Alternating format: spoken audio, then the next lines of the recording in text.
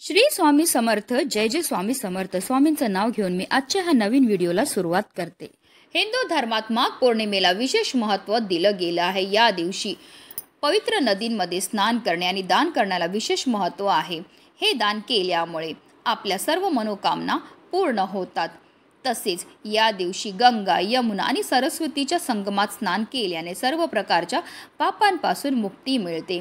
तसेच देवी लक्ष्मी, भगवान विष्णू आणि शंकराची पूजा केल्याने सुख समृद्धी प्राप्त होते.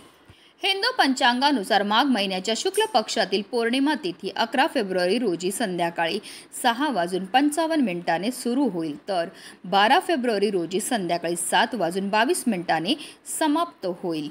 आणि यंदा माघ पौर्णिमेचं व्रत जे आहे ते आपल्याला 12 फेब्रुवारी म्हणजे बुधवारी करायचं आहे. चंद्रोदयाची वेळ संध्याकाळी 5:49 असणार आहे. या दिवशी अनेक शुभयोग तयार होत आहेत. सौभाग्य आणि शोभन योगामध्ये केलेल्या उपासनेने आणि दानाचे आपल्याला शाश्वत फळ हे प्राप्त होत असतं. तसेच अश्लेषा आणि माघ नक्षत्राचा योग जो आहे तो अत्यंत शुभ मानला जातो. या काळात पवित्र नदीत स्नान आणि पूजासाठी विशेष महत्त्व हे दिलं जातं. तसेच शिवयोग हा भगवान शिव आणि विष्णूच्या पूजेसाठी विशेष फलदायी मानला जातो.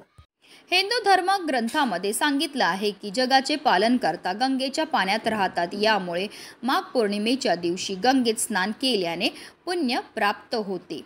तसेच माघ पौर्णिमेच्या दिवशी चंद्रदेव आणि लक्ष्मीचीही पूजा केली जाते. या दिवशी वस्त्र, अन्न आणि गहू दान करणे अत्यंत शुभ मानले जाते. असे मानले जाते की माघ पौर्णिमेच्या दिवशी वस्त्र, अन्न आणि गहू दान केल्याने विष्णूंचा विशेष आशीर्वाद प्राप्त होतो.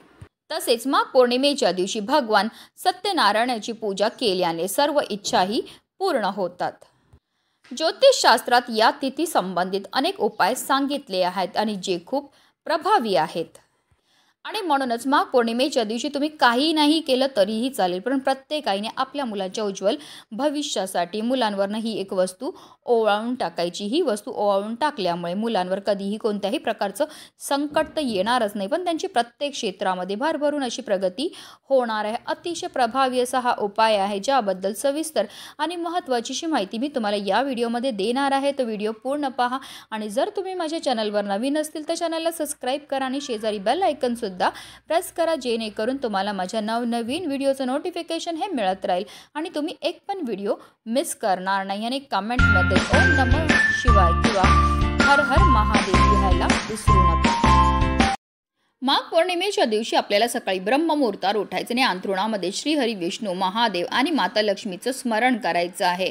कारण असं म्हटलं जातं की ब्रह्ममुहूर्तावर आपण जे पण कार्य करतो त्यामध्ये आपल्याला 100 पटीने पुण्यफळ प्राप्त होत असतं. आणि त्यानंतर आपल्याला स्नानही करायची आहे. आता माघ पौर्णिमेच्या दिवशी तीर्थक्षेत्री जाऊन स्नान करणं ला अतिशय महत्त्व दिलं आहे, पण आता प्रत्येकालाच तीर्थक्षेत्री जाऊन स्नान करणं शक्य नसतं. म्हणून आपल्या घरच्या घरी आंघोळीच्या पाण्यामध्ये गंगाजल, हळद आणि तुळशीचं पत्र टाकून स्नानही करायची आहे.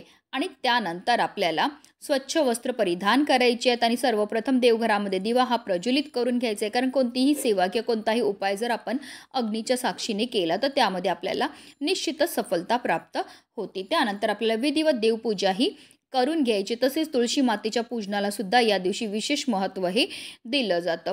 सर्व देवपूजा करून झाल्यानंतर आपल्याला हा उपाय जो आहे तो करायचं आहे. आता हा उपाय आपल्याला का करायचा आहे? जर तुमची मुलं वारंवार आजारी पडत असतील, हट्टीपणा करत असतील, चिडचिड करत असतील, त्यांना केलेला अभ्यास लक्षात राहत नाही, की आपली मुलं खूप शिकलेली आहेत पण त्यांना मनासारखी नोकरी प्राप्त होत नसेल, विवाह जुळण्यामध्ये समस्या येत असतील, संतान प्राप्तीमध्ये समस्या येत असतील, आता या सर्व प्रकारच्या समस्या का निर्माण होतात? तर जर आपल्या मुलांना नजर लागलेली असेल किंवा त्यांच्या कुंडलीमध्ये राहू, केतू, शनी या ग्रहांचे दुष्प्रभाव असेल किंवा पितृदोष असेल तर त्यामुळे सुद्धा आपल्या मुलांच्या जीवनामध्ये या सर्व समस्या निर्माण होतात. आणि या काही तिथी आहेत, त्या तिथींना जर आपण आपल्या मुलांकरता काही प्रभावी उपाय केले तर त्यामुळे निश्चितच आपल्याला या सर्व दोषांपासून मुक्तता मिळण्यामध्ये मदतही मिळत असते. तर आपल्याला ह्या उपायाकरता 1 वाटीभर भात हा शिजवून घ्यायचा. भात शिजवताना त्यामध्ये आपल्याला कोणत्याही प्रकारचं मीठ किंवा तेल टाकायचं नाही आहे.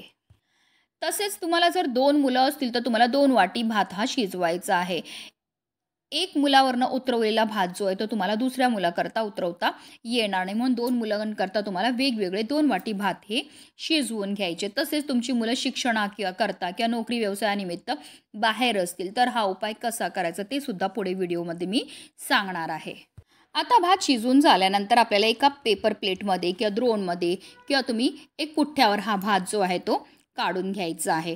भात थोडा थंड झाल्यानंतर आपल्याला काय करायचं, आपल्या मुलांना पाटावर बसवायचं. बसवताना त्यांचा चेहरा जो आहे तो पूर्व पश्चिम दिशेला होईल अशा रीतीने आपल्याला बसवायचं. चुकूनही दक्षिण दिशेला तोंड करून बसवायचं नाही. त्यानंतर आपल्या मुलांच्या डोक्यावरनं ज्याप्रमाणे घड्याळाचा काटा फिरतो त्याप्रमाणे गोलाकारमध्ये आपल्याला 7 वेळा हा भात जो आहे तो उतरवून टाकायचा.